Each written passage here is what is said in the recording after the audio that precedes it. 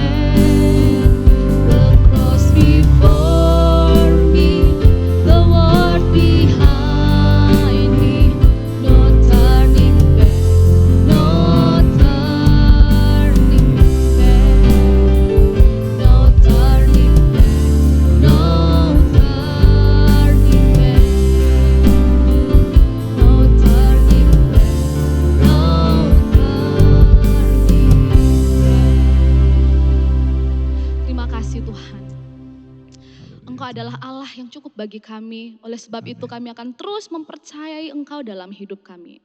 Terpujilah Engkau Tuhan kami yang hidup. Pada saat ini kami akan bersorak bagi nama-Mu yang kudus. Berkati setiap kami yang melayani Tuhan, berkati seluruh sidang jemaat Tuhan, dimanapun berada ya Tuhan. Di dalam nama Tuhan Yesus Kristus kami berdoa mengucap syukur, memulaikan ibadah kami. Haleluya, amin. Puji Tuhan, Bapak Ibu semua bersuka cita pada pagi hari ini, amin. Amin, kita bersuka cita sebab kemenangan sudah diberikan dalam hidup kita. Mari kita memuji Tuhan, kita mau katakan, Dia mati bagiku, Dia bangkit bagiku. Haleluya.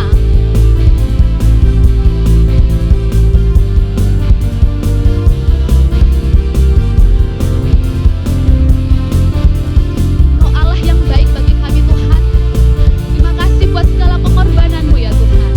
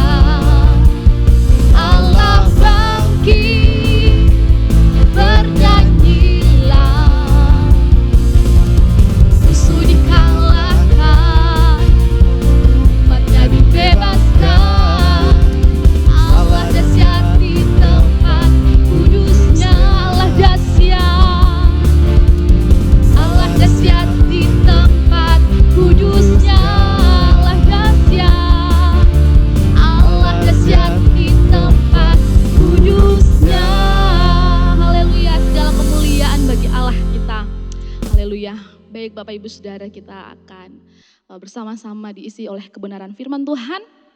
Mari kita persiapkan hati kita. Kita menaikkan pujian, betapa besar kasih pengampunan Tuhan. Tuhan tidak memandang siapa kita. Tuhan menerima kita oleh karena kasih-Nya yang besar. Sejauh timur dari barat, Engkau membuang dosa kami ya Tuhan. Dan tidak ada Engkau ingat lagi. Mari kita naikkan pujian ini bersama-sama. Sejauh timur dari barat, Kau membuang dosaku. Tiada Kau ingat lagi pelanggaranku.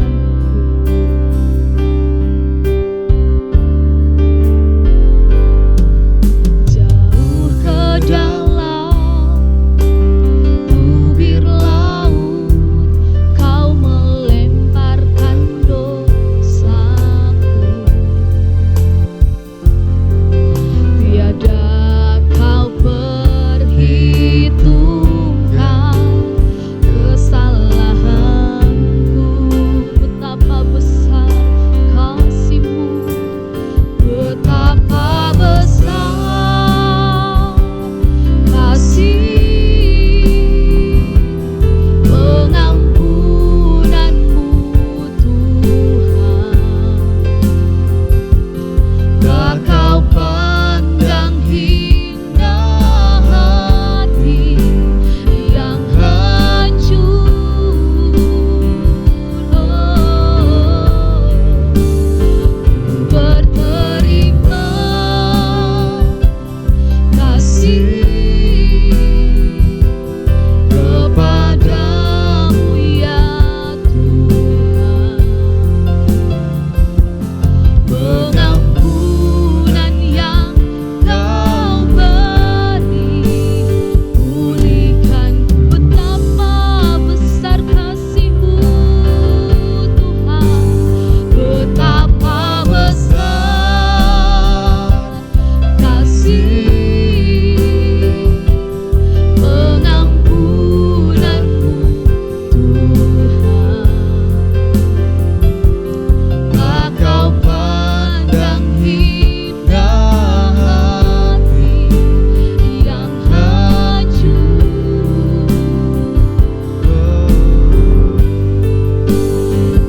Berterima kasih kepadamu ya Tuhan. Pengampunan yang Kau berikan, pengampunan yang Kau beri, pulihkanku. Pengampunan yang Kau berikan, memulihkan kami Tuhan. Pengampunan yang Kau beri, sekali lagi katakan, pengampunan yang Kau beri, pulihkanku. Saudara Julian berdoa. Kami sangat bersyukur Tuhan, jika 2000 tahun yang lalu Engkau mati bagi kami dan bangkit bagi kami Tuhan. Kami menyadari bahwa kasih karunia yang boleh Tuhan berikan kepada setiap kami itu sangat luar biasa Tuhan. Dan pada saat ini Tuhan kami datang di hadapan-Mu, mendengarkan setiap pujian kami, penyembahan kami. Dan saatnya Tuhan kami akan mendengarkan sebagian daripada firman-Mu. Kau urapi setiap hamba-hamba-Mu yang akan menyampaikan kebenaran firman-Mu. Dan biar terlebih lagi Tuhan, kebenaran firman-Mu ini menjadi kebenaran dalam hati kami, sehingga kami boleh bertumbuh, berbuah di dalam Tuhan. Kami siap mendengarkan firman-Mu hanya dalam nama Yesus. Haleluya, amin. Shalom Bapak Ibu Saudara yang dikasihi Tuhan. Apa kabarnya? Tentunya luar biasa karena kita telah mengalami kemenangan dalam Tuhan, amin. Dan Bapak Ibu Saudara, minggu yang lalu kita telah memperingati karya-karya Kristus yang menyelamatkan kita, yaitu kematiannya di kayu salib yang harinya kita sebut atau peringati sebagai hari Jumat Agung. Dan juga kita telah memperingati karya kebangkitannya dari antara kematian atau daripada maut yang kita sebut sebagai hari Minggu Paskah, ya kan? Nah, Bapak Ibu Saudara yang dikasihi Tuhan, hari-hari tersebut tidaklah sekedar perayaan biasa. Bukan sekedar perayaan biasa, dan jangan memperingatinya hanya sebagai sebuah kebiasaan yang berulang terjadi setiap tahunnya. Yang terbaik yang harus kita lakukan adalah kita harus memaknai kematian dan kebangkitan Yesus Kristus dalam hidup kita. Amin. Nah, 1 Petrus pasal yang pertama ayat 3 berkata demikian. Terpujilah Allah dan Bapa Tuhan kita Yesus Kristus, yang karena rahmat-Nya yang besar telah melahirkan kita kembali oleh kebangkitan Yesus Kristus dari antara orang mati kepada suatu hidup yang penuh pengharapan. Jadi saudara yang dikasihi Tuhan, kebangkitan Kristus membawa pemulihan, membawa kelahiran kembali, membawa hidup yang baru bagi setiap orang yang percaya kepadanya. Amin. Oleh karena kita telah diselamatkan dan menerima karya kematian dan kebangkitan Kristus, maka seharusnya kita memiliki sikap hidup yang sesuai dengan karya Allah ini. Benar Bapak Ibu Saudara? Sama seperti contohnya seorang yang telah lulus katakanlah TK atau SD, Bapak Ibu Saudara. Apa tandanya atau apa wujud perilakunya yang telah lulus TK atau SD? Salah satunya adalah bisa membaca. Betul ya Bapak Ibu Saudara? Dengan demikian juga kita yang telah mengalami keselamatan melalui karya Kristus, kematian dan kebangkitannya, kita juga layaknya memiliki sikap hidup yang sesuai dengan karya Allah tersebut. Dengan cara itulah kita bisa menunjukkan penghargaan kita kepada pribadi yang telah menyelamatkan kita. Katakan amin, saudara. Dan judul firman Tuhan hari ini adalah hidup yang dipulihkan Kristus. Kita membaca dari teks 1 Petrus pasal yang pertama ayat 1 sampai 12. Firman Tuhan berkata demikian. Dari Petrus, Rasul Yesus Kristus, kepada orang-orang pendatang yang tersebar di Pontus, Galatia, Kapadokia, Asia Kecil, dan Bitinia, yaitu orang-orang yang dipilih sesuai dengan rencana Allah, Bapa kita, dan yang dikuduskan oleh Roh, supaya taat kepada Yesus Kristus dan menerima percikan darahnya. Kiranya kasih karunia dan damai sejahtera makin melimpah atas kamu. Terpujilah Allah dan Bapa Tuhan kita Yesus Kristus, yang karena rahmat yang besar telah melahirkan kita kembali oleh kebangkitan Yesus Kristus dari antara orang mati kepada suatu hidup yang penuh pengharapan, untuk menerima suatu bagian yang tidak dapat binasa, yang tidak dapat cemar dan yang tidak dapat layu, yang tersimpan di surga bagi kamu, yaitu kamu yang dipelihara dalam kekuatan Allah karena imanmu, sementara kamu menantikan keselamatan yang telah tersedia untuk dinyatakan pada zaman akhir. Bergembiralah akan hal itu, sekalipun sekarang ini kamu seketika harus berduka cita oleh berbagai-bagai pencobaan. Maksud semuanya itu ialah untuk membuktikan kemurnian imanmu, yang jauh lebih tinggi nilainya daripada emas yang fana, yang diuji kemuniannya dengan api, sehingga kamu memperoleh puji-pujian dan kemuliaan dan kehormatan pada hari Yesus Kristus menyatakan dirinya. Sekalipun kamu belum pernah melihatnya, namun kamu mengasihinya, kamu percaya kepada Dia, sekalipun kamu sekarang tidak melihatnya. Kamu bergembira karena sukacita yang mulia dan yang tidak terkatakan, karena kamu telah mencapai tujuan imanmu, yakni keselamatan jiwamu. Keselamatan itulah yang diselidiki dan diteliti oleh nabi-nabi yang telah bernubuat tentang kasih karunia yang diuntukkan bagimu.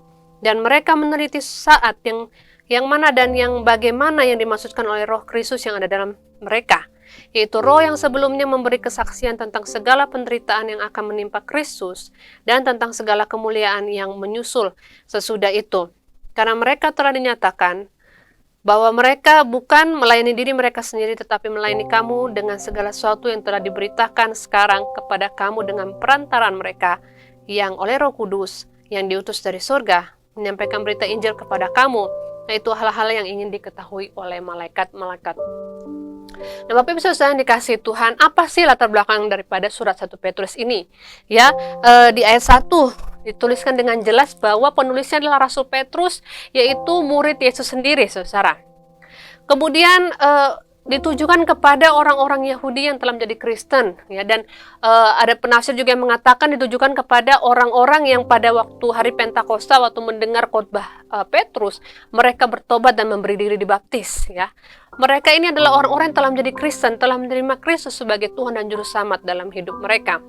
Nah, awalnya mereka tinggal di Roma, saudara. Namun diusir atau terpaksa keluar dari Roma karena tidak mau menyembah Kaisar Romawi. Pemerintah menganggap mereka adalah ancaman bagi Kaisar dan takut mereka akan memberontak kepada pemerintah. Sehingga mereka terserak atau tersebar sampai ke banyak daerah, ya, seperti yang disebutkan di sini.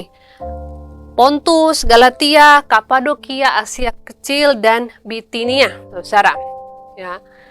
Dan Petrus menuliskan surat ini untuk mengingatkan mereka akan keberadaan mereka sebagai pendatang yang telah menerima keselamatan dari Yesus. Dan bagaimana sih seharusnya mereka hidup? Bagaimana seharusnya mereka menyikapi keselamatan yang telah mereka terima tersebut? Bagaimana mereka seharusnya menunjukkan penghargaan atas karya Kristus yang mati dan telah bangkit bagi mereka? Bagaimana kita dapat menyikapi kebangkitan Kristus dalam hidup kita? Dalam ayat 1 ini, penerima surat ini disebut sebagai pendatang-pendatang. Dalam terjemahan yang lebih tepat, mereka sebenarnya disebut sebagai orang asing atau alien, saudara. Artinya yang bukan berasal dari asli daerah tersebut, ya. Nah, karena mereka adalah orang asing, status sebagai orang asing membuat mereka kehilangan hak-hak sipil yang biasa dimiliki oleh penduduk atau warga asli dari daerah-daerah tersebut. Kemudian belum lagi mereka juga dibenci oleh orang-orang yang belum menjadi Kristen. Masih termasuk juga orang-orang Yahudi, ya, karena masih banyak orang Yahudi yang tidak menerima Yesus sebagai juru selamat mereka, sehingga mereka hak-haknya dirampas.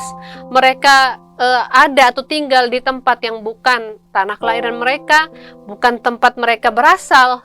Mereka juga mengalami pencobaan, penindasan, dan seterusnya. Kita pun, saudara yang dikasih Tuhan, kita ini adalah pendatang. Nah, Filipi 3 ayat 20 mengatakan demikian. Karena kewargaan kita adalah di dalam surga, dan dari situ juga kita telah menantikan Tuhan Yesus Kristus sebagai juru selamat. Sama seperti penerima surat 1 Petrus ini, saudara, kita juga adalah seorang pendatang. Kita juga adalah orang asing di dunia ini. Kewargaan kita atau kewarganegaraan kita adalah di surga, amin. Ya, betul, saya orang Indonesia, saudara orang Indonesia, ya, kita adalah negara Indonesia. Tetapi untuk kekekalan kita adalah warga negara surgawi. Kita memperoleh kewarganegaraan ini oleh karena kita telah menerima keselamatan dari Yesus Kristus, amin. Oleh sebab itu, janganlah hidup kita terpaut kepada dunia ini, saudara. Mari kita belajar bagaimana sikap hidup orang yang telah mengalami pemulihan, ya. Bagaimana sih hidup orang yang telah dipulihkan oleh Kristus? Yang pertama, ayat 3-6, sekali lagi saya bacakan. Terpujilah Allah dan Bapa Tuhan kita Yesus Kristus, yang karena rahmat-Nya yang besar telah melahirkan kita kembali oleh kebangkitan Yesus Kristus dari antara orang mati, kepada suatu hidup yang penuh pengharapan, untuk menerima suatu bagian yang tidak dapat binasa, yang tidak dapat cemar, dan yang tidak dapat layu, yang tersimpan di surga bagi kamu, yaitu kamu yang dipelihara oleh kekuatan Allah karena imanmu, sementara kamu menantikan keselamatan yang telah tersedia. Ayat 6, bergembiralah akan hal itu sekalipun sekarang ini kamu seketika harus berduka cita oleh berbagai-bagai pencobaan. Jadi hidup yang dipulihkan Kristus, sikap hidup orang yang telah dipulihkan Kristus, yang pertama adalah menaruh pengharapannya hanya kepada Yesus. Amin. Selama hidup di dunia ini, hidup ini sementara, kita adalah pendatang. Kalau kita percaya sampai akhir, sampai mati, kita akan kembali ke tempat asal kita, ya, di mana kita menjadi warga negara yang sah, yaitu di surga, saudara. Oleh sebab itu, jangan hidup terpaut dengan dunia ini. Dengan demikian, kita perlu menaruh pengharapan kita hanya kepada Yesus. Banyak orang menaruh pengharapannya atau mengandalkan hal-hal di dunia ini. Hartanya, karirnya, pencapaian-pencapaiannya selama di dunia ini, keberhasilan-keberhasilannya, keluarga besarnya, nama baiknya, pengalaman-pengalaman hidupnya, hal-hal apapun yang dia miliki Ya, sekarang lagi tren Bapak Ibu Saudara kalau melihat yang disebut selebgram ya, baik selebriti maupun selebriti dadakan yang suka pamer ya, pamer kekayaan di media sosial. Pamer liburan ke tempat-tempat yang wah seperti itu saudara. Pamer makanan-makanan yang wah juga saudara. Yang mungkin kita belum pernah memakannya ya. Mungkin tujuan mereka membagikan pengalaman, tetapi sebenarnya ada motif pamer saudara. Dan sehingga orang-orang yang seperti terjebak dalam hal-hal yang ia lihat di media sosial ini akan mengingini pengalaman itu, mengandalkan segala cara. Kenapa? Karena hidupnya terpaut dengan dunia, mau jadi sama dengan dunia, mau ikut-ikutan dengan dunia. Saudara, janganlah kita menaruh pengharapan kepada dunia ini. Ya, janganlah kita menaruh pengharapan kepada dunia ini, kepada apa yang dunia sukai, kepada apa yang dunia tawarkan, saudara, karena semuanya itu sia-sia belaka. Ketika kita kembali ke surga, tidak akan ada yang kita bawa. Follower kita yang mungkin jutaan, ya, kalau ada jutaan di media sosial saudara, ya, itu tidak akan ikut bersama-sama saudara ke surga. Belum tentu, saudara, ya. Jadi, saudara, apa yang dunia banggakan, ya, yang seringkali orang-orang dunia menaruh pengharapan kepadanya, apakah itu harta, ketenaran, ya, dan segala macamnya. Janganlah kita mengikutinya, tetapi marilah kita menaruh pengharapan kita hanya kepada Yesus Kristus selama kita hidup di dunia ini. Amin, saudara. Kita dapat berharap kepada Allah, tentu saja. Mengapa? Ayat yang ketiga mengatakan bahwa kita dapat berharap kepada Allah oleh karena perbuatan Yesus yang sudah terbukti mati untuk kita dan ia dibangkitkan dari antara maut. Amin, saudara. Ayat 13 mengatakan, sebab itu siapkanlah akal budimu, waspadalah dan letakkanlah pengharapanmu seluruhnya atas kasih karunia yang dianugerahkan kepadamu pada waktu penyataan Yesus Kristus. Jadi letakkanlah pengharapan kita kepada Yesus. Karena ia dapat dipercaya, ia dapat diandalkan, ia rela mati untuk kita. Lalu yang kedua, kita dapat berharap kepada Yesus. Mengapa? Ayat yang keempat, karena kita memiliki bagian atau warisan yang kekal di surga. Sudah ada, saudara, ya, bagian yang ayat 4 katakan, bagian yang tidak dapat binasa, tidak dapat cemar, tidak dapat layu, yang tersimpan di surga bagi kamu. Ini adalah jaminan keselamatan. Tuhan yang menjamin. Dunia mungkin bisa menjamin, saudara, ya. Ada banyak juga motif-motif penipuan, ya. Oh, ikut bisnis ini, ikut bisnis itu, nanti dapat bonus yang wow, ya, yang luar biasa. Saya jamin. Ya, buktinya apa? Ini saya sudah beli mobil, ini saya sudah beli pesawat, ini saya sudah liburan kemana-mana. Itu motif penipuan yang saat ini sedang marak, saudara. Sehingga orang-orang yang matanya hijau, ya, maksudnya yang ingin juga mengikuti semua itu, yang ingin mendapat keuntungan, akhirnya terjebak dalam hal-hal tersebut. Jaminan atau perkataan manusia itu tidak bisa kekal jaminannya. Ya, saya bisa ngomong apa saja yang membuat Bapak Ibu Saudara percaya kepada saya. Sebaliknya demikian, Bapak Ibu juga bisa ngomong apa saja yang mungkin akan membuat saya percaya. Tetapi itulah kata-kata manusia, saudara. Namun apa yang Allah berikan, janjikan kepada kita, itu adalah sesuatu yang kekal, yang tidak dapat cemar, yang tidak dapat layu, tidak dapat binasa, saudara. Amin. Bapak Ibu percaya bahwa Tuhan itu sanggup mengerjakan kehidupan kita lebih lagi, amin. Percaya bahwa, ya, sekalipun di dunia kita tidak hidup mewah, kita tidak hidup dalam kelimpahan seperti orang-orang selebgram yang kita lihat di media sosial, ya, orang-orang terkenal tersebut, ya. Percaya bahwa ada jaminan kekal, bagian di surga yang Tuhan sudah sediakan kepada orang-orang yang percaya sampai akhir kepadanya, saudara. Kemudian ayat yang kelima, ya, kita dapat berharap kepada Yesus. Mengapa?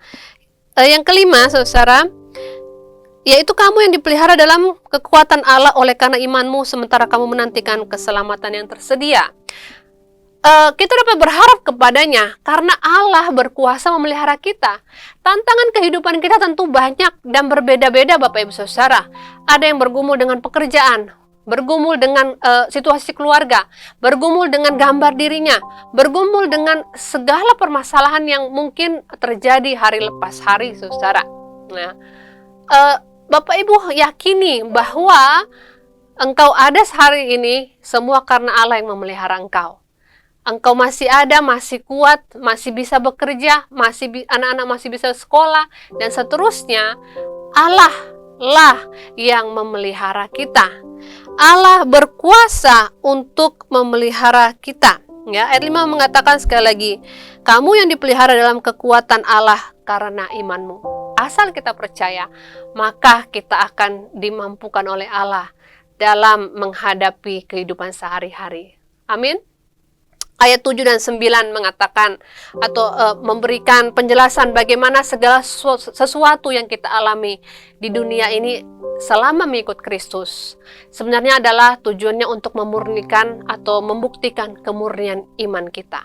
Sama seperti penerima surat Petrus ini, yang mana mereka mengalami hak-hak mereka dicabut, ya, mereka tinggal bukan di tempat mereka, ya, mereka harus terserak, ya, lalu kemudian mereka juga ditindas, dianiaya, dan mungkin diomongi orang dan seterusnya.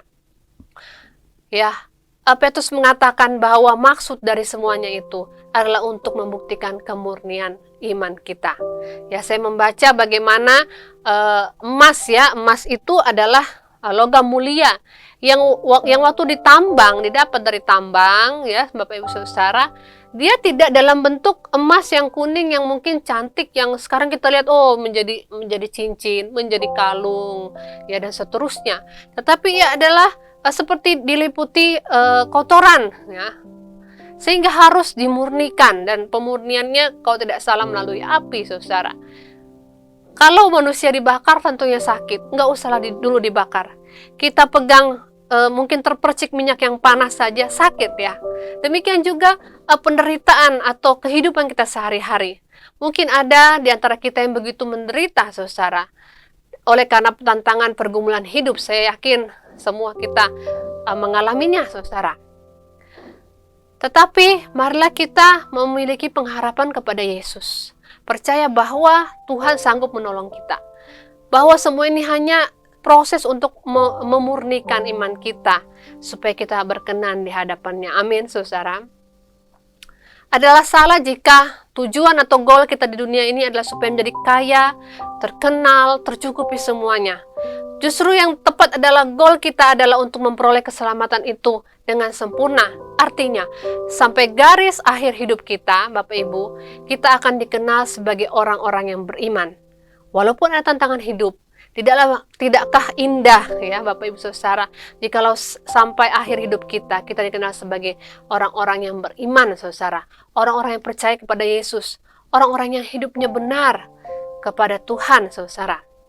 Oleh sebab itu dalam segala situasi tetaplah berharap kepada Yesus. Inilah sikap hidup orang yang telah dipulihkan oleh Kristus. Yang kedua, sikap hidup yang kedua adalah ayat 14-16. Saya bacakan kepada saudara, hiduplah sebagai anak-anak yang taat dan janganlah turuti hawa nafsu yang menguasai kamu pada waktu kebodohanmu. Tetapi hendaklah kamu menjadi kudus di dalam seluruh hidupmu sama seperti Dia yang kudus yang telah memanggil kamu. Sebab ada tertulis, kuduslah kamu sebab aku kudus. Sikap yang berikutnya adalah marilah orang-orang yang telah dipulihkan, marilah kita hidup dalam kekudusan kepada Allah. Amin, Saudara. Dan tanda daripada orang mau menjaga hidup kudus adalah ia hidup taat. Firman Tuhan bilang, hiduplah sebagai anak-anak yang taat. Allah, Yesus adalah Bapa kita. Dan kita ini adalah umatnya, kita inilah ciptaannya, dan kita sudah diangkat sebagai anak-anaknya, Saudara. Dan sebagai orang tua, sebagai Bapa, ia ingin kita hidup dalam ketaatan kepadanya, Saudara. Bagaimana Petrus menggambarkannya? Anak-anak yang taat itu, ia tidak menuruti hawa nafsunya. Ya, hawa nafsu yang biasanya menguasai dia pada waktu kebodohannya. Ya, seringkali Saudara, kita tanpa kita sadari, ya, waktu kita lemah iman kita, atau waktu kita berhubungan dengan orang lain, mungkin kita tersinggung, lalu kita membiarkan tersinggung itu menjadi kebencian, saudara. Itu salah satu contoh kita dalam masa kebodohan, dan kita membiarkan hawa nafsu kita menguasai kita, sehingga kita akan bertindak dengan tidak benar, saudara, kepada orang yang membuat kita tersinggung tadi. Padahal mungkin masalahnya sepele, saudara. Itu contoh pada waktu kebodohan, saudara, ya.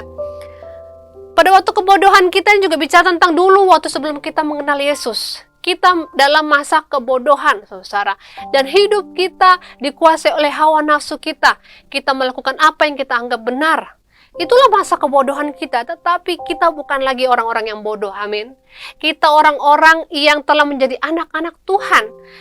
Kebalikan daripada kebodohan, kita telah mengenal dan mengetahui bahwa Yesus sudah mati atas dosa-dosa saya, dan Ia telah bangkit atas maut, dan saya juga adalah orang-orang yang telah dibangkitkan oleh Kristus. Oleh sebab itu aku tidak mau jadi orang yang bodoh lagi. Aku mau jadi orang-orang yang dipulihkan, dan mau hidupku kudus dan taat di hadapan Tuhan.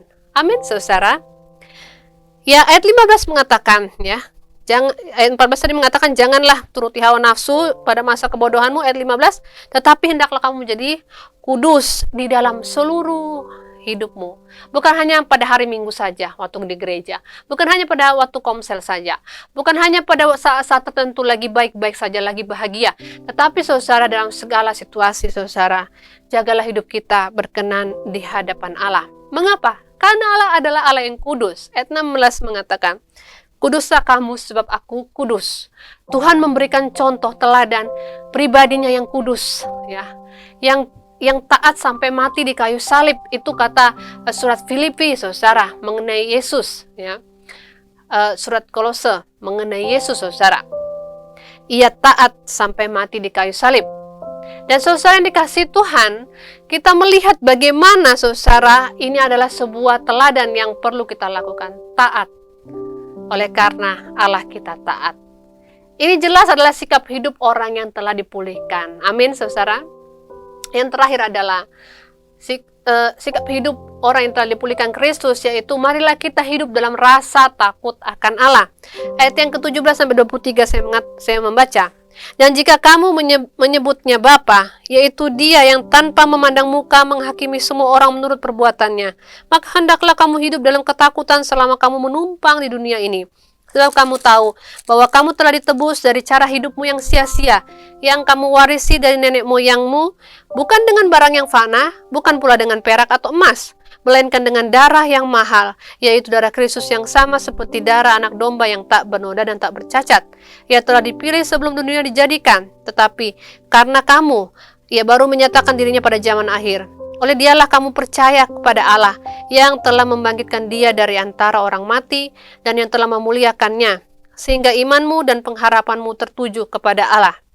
Karena kamu telah menyucikan dirimu oleh ketaatan kepada kebenaran, sehingga kamu dapat mengamalkan kasih persaudaraan yang tulus ikhlas, hendaklah kamu sungguh-sungguh saling mengasihi dengan segenap hatimu, karena kamu telah dilahirkan kembali bukan dari benih yang fana, tetapi dari benih yang tidak fana, oleh firman Allah yang hidup dan yang kekal. Amin, saudara.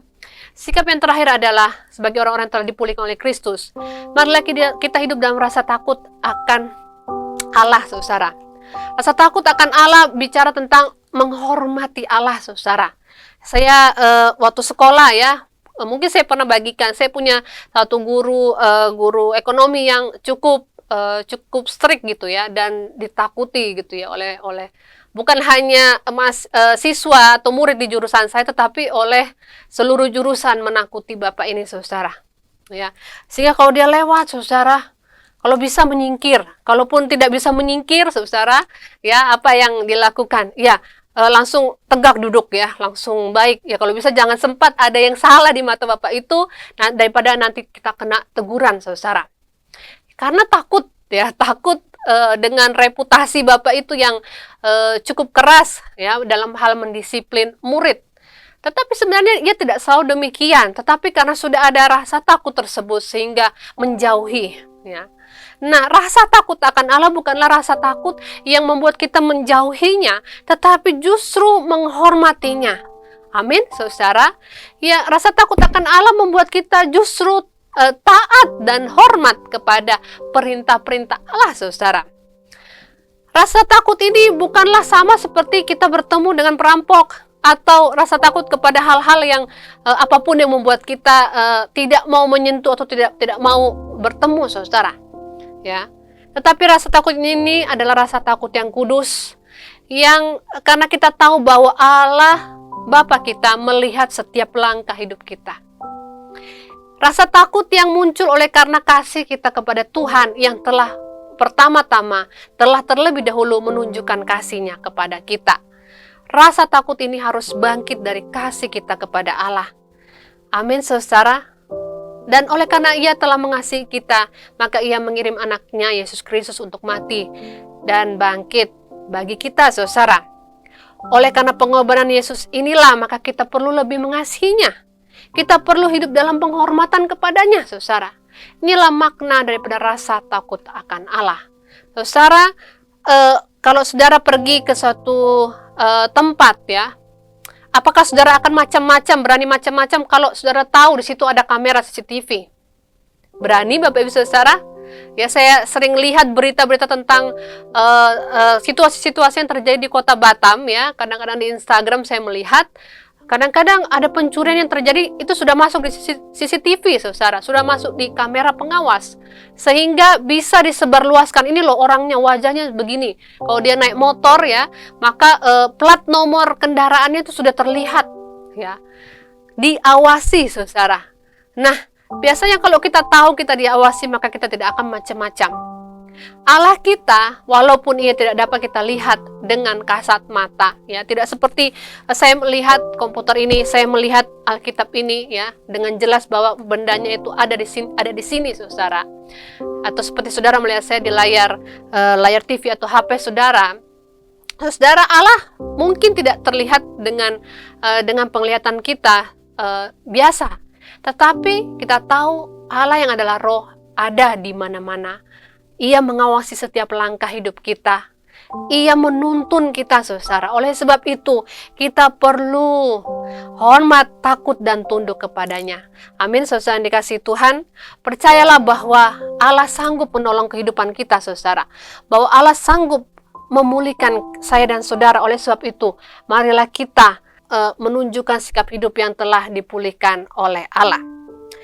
Apakah saudara percaya kepada Yesus Kristus? Apakah saudara percaya bahwa Ia menyelamatkanmu melalui kematian dan kebangkitannya?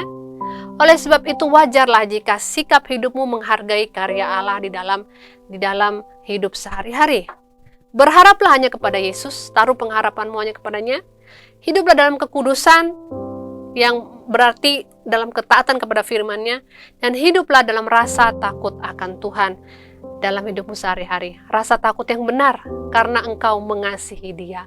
Amin, saudara. Mari kita satu dalam doa.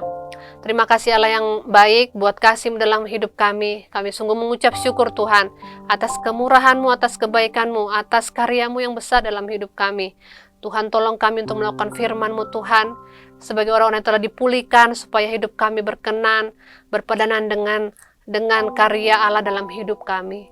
Bapa, kami membawa Tuhan situasi jemaat-Mu, mungkin ada yang sakit, ada yang berkekurangan. Tuhan, menolong Tuhan, yang sakit Tuhan sembuhkan, yang berkekurangan Tuhan cukupkan, yang ada dalam situasi-situasi yang sulit Tuhan berikan jaminan bahwa mereka dapat melewatinya oleh karena Engkau yang memberi kekuatan kepada mereka.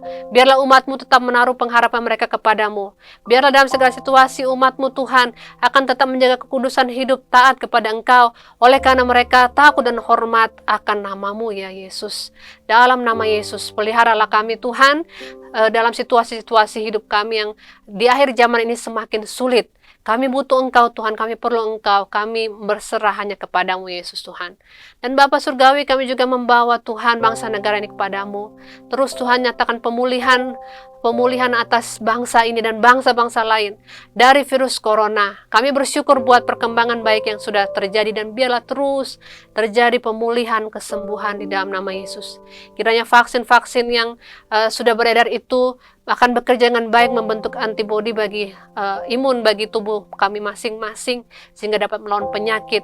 Tuhan juga menolong pemerintahan bangsa kami, Pak Presiden, Pak Jokowi dan seluruh kabinet kerjanya Tuhan, wakil dan para menteri, agar kiranya roh yang takut akan Tuhan ada atas mereka dalam memerintah, memimpin bangsa ini, mengambil keputusan-keputusan sehingga tidak akan mengutamakan kepentingan pribadi ataupun golongan mereka. Di dalam nama Yesus kami berserah hanya kepadamu ya Bapa. Tuhan menolong daerah-daerah yang berkekurangan, yang mungkin mengalami situasi bencana, dalam segala situasi apapun Tuhan, biarlah Tuhan menjadi penyelamat bagi warga yang ada di sana Tuhan. Terima kasih Tuhan, kami mengucap syukur kepadamu. Berkati juga Tuhan kerinduan jemaat GCA Bethesda yang untuk membeli tanah dan bisa membangun rumahmu ya Bapa menjadi milik gereja Tuhan. Biarlah Tuhan campur tangan dalam segala proses pembelian tanah maupun juga pembangunan rumahmu. Tuhan cukupkan dana yang dibutuhkan. Berikan beban dalam hati setiap jemaatmu dan hamba-hambamu untuk terlibat secara maksimal dalam pembangunan rumah Tuhan. Terlibat dalam daya, dalam dana, dalam doa-doa, dalam segala daya dan upaya Tuhan. Kami berdoa biarlah Tuhan saja yang memberkatinya dalam nama Yesus. Bapak Ibu Saudara yang dikasihi Tuhan, mari arahkanlah hati dan pikiranmu kepadanya dan terimalah berkat daripada Tuhan. Kiranya engkau terimalah berkat daripada Allah Bapa, keselamatan daripada Yesus Kristus dan persekutuan dengan Roh Kudus dari hari ini sampai kali yang kedua Yesus datang untuk menjemput kita para saleh-salehnya. Terpuja namamu Tuhan, kami mengucap syukur. Di dalam nama Yesus kami percaya hidup kami telah diselamatkan, hidup kami telah dipulihkan oleh kuasa kebangkitan-Mu. Di dalam nama Yesus kami terima. Haleluya. Amin. Shalom, Tuhan Yesus memberkati. Puji Tuhan Bapak Ibu, ibadah kita sudah selesai. Mari kita mengucap syukur kepada Tuhan. Kita katakan terima kasih Yesus.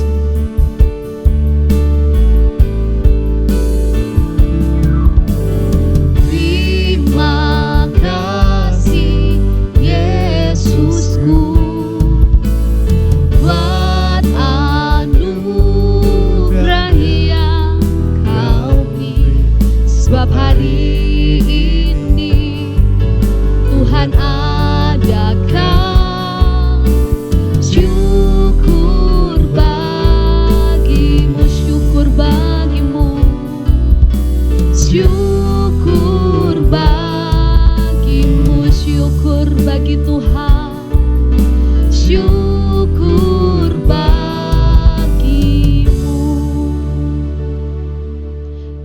Selamat hari Minggu, Tuhan Yesus memberkati. Shalom. Shalom.